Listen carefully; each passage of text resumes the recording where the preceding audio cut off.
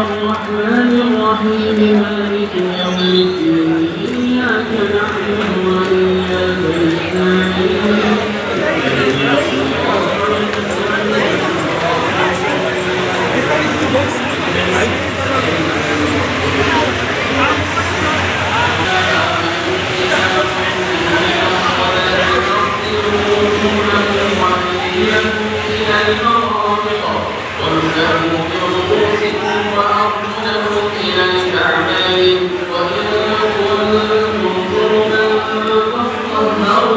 وإن كنتم مرضى على سفر أو جاء أحد منكم من الغائط أو لامستم النساء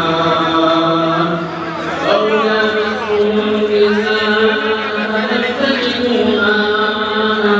فتيمموا صعيدا طيبا فامسحوا بوجوهكم وأيديكم منه لا يريد الله ليجعل عليكم من حرج ولكن يريد ليطهركم وليتم نعمته عليكم لعلكم تشكرون واذكروا نعمة الله عليكم وميثاقه الذي واثقكم به إذ قلتم سمعنا وأطعنا واتقوا الله إن الله عليم بذات الصدور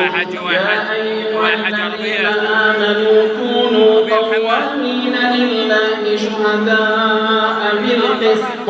ولا يجرمنكم شنآن قوم على ألا تعدلوا اعدلوا هو أقرب للتقوى واتقوا الله إن الله خبير بما تعملون وعد الله الذين آمنوا وعملوا الصالحات لهم مغفرة وأجر عظيم والذين كفروا وكذبوا بآياتنا أولئك أصحاب الجحيم يا أيها الذين آمنوا اذكروا نعمة الله عليكم إذ هم قوم أن يبسطوا إليكم أيديهم فكف أيديهم عنكم واتقوا الله وعلى الله فليتوكل المؤمنون